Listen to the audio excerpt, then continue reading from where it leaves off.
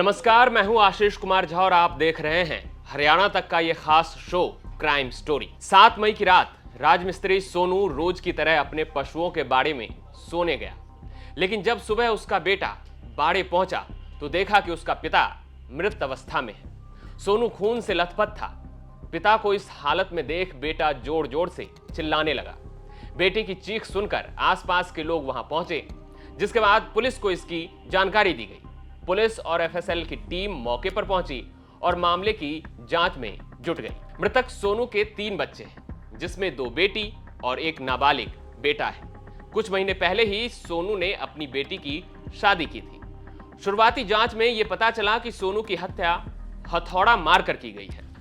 अब पुलिस हत्यारे तक पहुंचने के लिए आसपास लगे सीसीटीवी फुटेज खंगालने में जुट गई। इसके साथ ही पुलिस ने सोनू के फोन कॉल्स की भी डिटेल निकाली। अब धीरे धीरे पुलिस को मृतक सोनू के नाबालिग बेटे पर शक हुआ, जिसके बाद पुलिस ने मृतक के बेटे से पूछताछ शुरू की, लेकिन शुरुआती पूछताछ में वो कुछ भी बताने से इनकार करता रहा। लेकिन जैसे ही पुलिस ने थोड़ी शक्ति दिखाई तो उसने अपना जुर्म कबूल कर लिया। उसने बताया कि उसका पिता सोनू अक्सर उससे पढ़ने लिखने और काम करने के लिए बोलता था, जो कि उसे पसंद नहीं था। पिता के बार बार टोकने के कारण उसने अपने पिता की हत्या करने की प्लान बनाई और 7 मई की रात जिस हथौड़े से सोनू काम करता था, उसी हथौड़े से उसके बेटे ने उसकी हत्या कर दी। इस मामले को लेकर जांच अधिकारी गौरव पुनिया ने क्या खुलासा किया है, अंत में अब आप वो सुन लीजिए। देखिए, बिल्कुल 8 तारीख को जैसे सबको पता ही है, हमें सूचना मिली थी कि उच्चा समाने में किसी व्यक्ति की डेड बॉडी है और किसी ने उसका मर्डर किया। इस सूचना पे हम गांव में पहुंचे थे, तो वहाँ पे जो मृतक था उसका नाम सोनू था और किसी बारी हथियार से, जो बाद में पता चला कि थोड़ा से उसकी हत्या की गई है। उसके बाद हमने निरंतर इसमें काम किया। जो बाई ने एफआईआर में नाम लिखवाया था उसको भी वेरीफाई किया। उसमें कुछ क्ल्यू ना मिलने के बाद हमने दूसरी तरफ इसमें क्रॉस चेक किया, तो कुछ सीसीटीवी फुटेज और कॉल डिटेल्स हमने चेक की, जिसके आधार पर हमें इसके मृतक था जो सोनू, उसके बेटे पे ही हमें शक हुआ काफ़ी। उसके बाद काफ़ी गुमराह कर रहा था। हाँ, उसको हमने गुमराह भी किया कुछ बातों में। तो उस पर जब हमें पूरा कंफर्म हो गया तो हमने उसके परिवार वालों को बुला के बात की।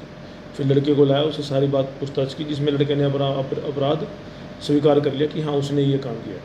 पुलिस कैसे से तह तक पहुंची कि भाई इस व्यक्ति बताया, जैसे मैंने सीसीटीवी फुटेज चेक की, सबसे बाद लेट में उसके पास गया, वो कॉल डिटेल्स हमने चेक की और उसके बाद कुछ हमें अपने सीक्रेट इन्फॉर्मेशन भी हमें कुछ मिली गाँव से, जिसके बाद हमने उस लड़के को बुला के उसे पूछताछ की।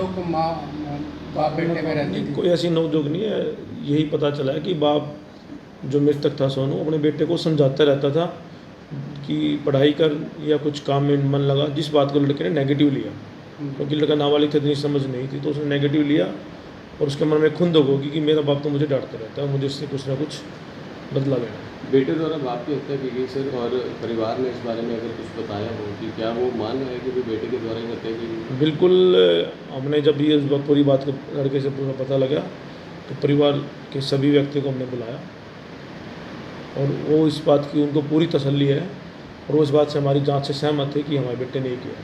हत्या किससे करी?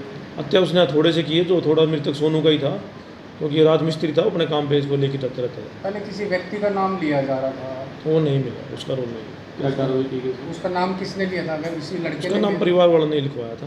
अच्छा, क्या कार्रवाई की गई सर इसमें? उसमें लड़के को अरेस्ट कर लिया, कोर्ट में कल हमने पेश कर दिया। आप देख रहे थे क्राइम स्टोरी। क्राइम स्टोरी के अगले भाग में हम आपको फिर किसी खौफनाक कहानी की पूरी दास्तान सुनाएंगे। तब तक आप हरियाणा से जुड़ी तमाम खबर देखते रहें हरियाणा तक।